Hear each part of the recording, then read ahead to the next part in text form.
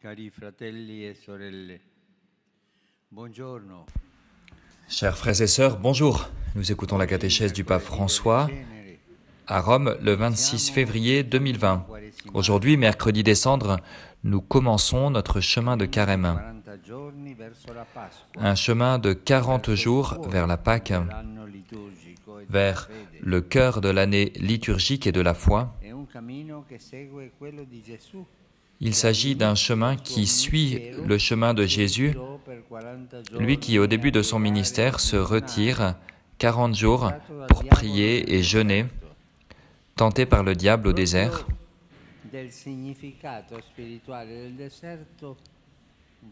C'est du sens spirituel du désert que je voudrais vous parler aujourd'hui, justement. Que veut dire spirituellement le désert pour nous tous, nous aussi qui sommes en ville? Que veut dire le désert? Imaginons que nous sommes dans un désert. La première sensation serait de nous trouver enveloppés d'un grand silence. Aucun bruit, à part le vent et notre respiration. Le désert est effectivement le lieu du détachement du faste qui nous entoure. C'est l'absence de mots pour faire de la place à un autre mot, à une autre parole, la parole de Dieu qui, comme une brise légère, nous caresse le cœur. Le désert est le lieu de la parole avec un P majuscule. Le Seigneur aime parler du désert dans la Bible. C'est au désert qu'il remet à Moïse les 10 paroles, les 10 commandements. Et quand le peuple s'en éloigne, en devenant un peu comme une épouse infidèle, Dieu dit « Je la conduirai au désert et je parlerai à son cœur. Là, elle me répondra comme au jour de sa jeunesse. »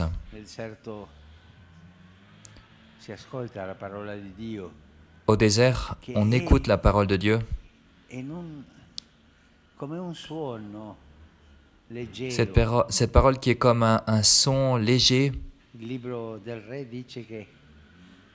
livre des rois dit que la parole de Dieu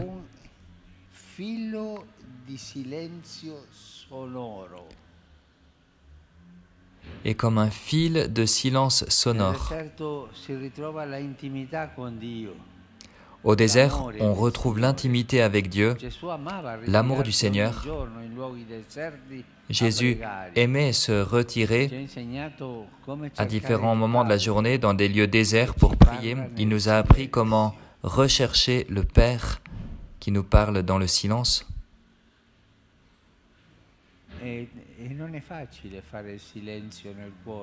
Il n'est pas facile de faire le silence dans son cœur. Nous cherchons toujours un peu d'aller parler, aller avec les autres, mais le silence dans le cœur. Le carême est le temps favorable pour faire de la place à la parole de Dieu, pour éteindre la télévision et ouvrir la Bible.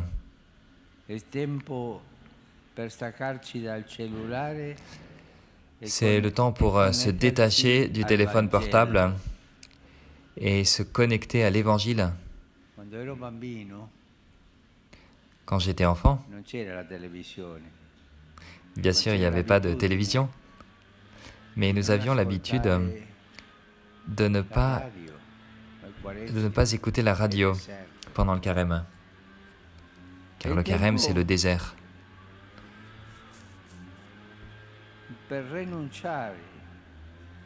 C'est le temps, un temps pour renoncer, pour se détacher du téléphone portable, pour se connecter à l'Évangile, pour renoncer à des mots inutiles, à des critiques, des bavardages, et de parler à Dieu, au Seigneur, à la deuxième personne, lui dire tu, le temps pour se consacrer à une sainte écologie du cœur, faire un peu de ménage à l'intérieur. Nous vivons dans un environnement où il y a trop de violence verbale, trop de paroles violentes que les réseaux peuvent même amplifier. Aujourd'hui, on insulte si facilement, comme quand on dit bonjour. Nous sommes submergés de mots vides, de publicités, de messages. Nous sommes habitués à entendre tout sur tout et sur tous.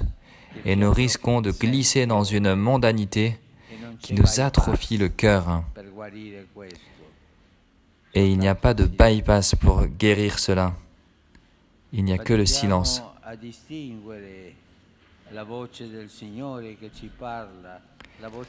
Il nous est difficile de distinguer la voix du Seigneur qui nous parle, la voix de la conscience, la voix du bien. Et Jésus, nous appelant au désert, nous invite à écouter ce qui compte vraiment, ce qui est important, ce qui est essentiel. Au diable qui le tentait, il répond, « L'homme ne vit pas seulement de pain, mais de toute parole qui sort de la bouche de Dieu. » Comme le pain est plus que le pain, nous avons besoin de la parole de Dieu. Nous avons besoin de parler avec Dieu. Nous avons besoin de prier. Car ce n'est que devant Dieu que viennent à la lumière les inclinations du cœur et que tombent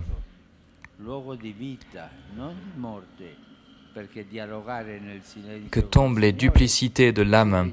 Il ne s'agit pas de mort, mais de vie, car dialoguer avec le Seigneur nous rend la vie. Essayons à nouveau de penser au désert. Le désert est le lieu de l'essentiel, comme je l'ai dit. Regardons nos vies. Combien de choses inutiles nous entourent.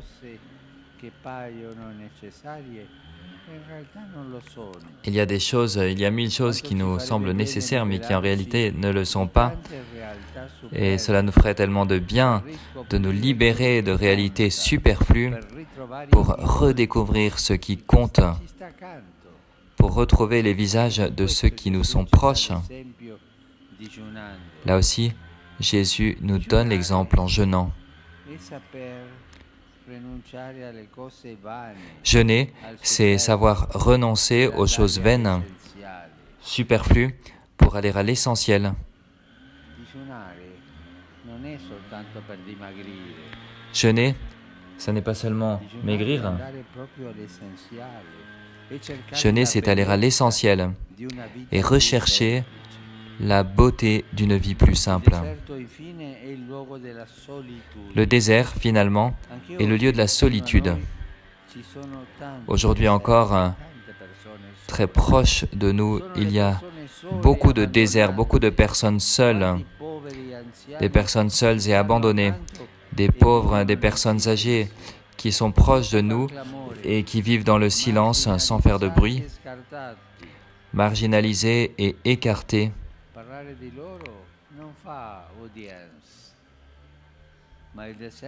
Parler d'eux, ça ne fait pas de bruit, mais le désert nous y conduit, nous conduit à eux, à ceux qui, forcés de se taire, demandent en silence notre aide. Beaucoup de regards silencieux qui demandent notre aide. Le chemin dans le désert du Carême est un chemin de charité vis-à-vis de ceux qui sont plus faibles. La prière, le jeûne, les œuvres de miséricorde. Voilà le chemin du désert de Carême. Chers frères et sœurs, avec la voix du prophète Isaïe, Dieu a fait cette promesse. Écoutez bien. Je fais une chose nouvelle. J'ouvrirai au désert une route. Au désert s'ouvre la route qui nous conduit de la mort à la vie. Entrons dans le désert avec Jésus.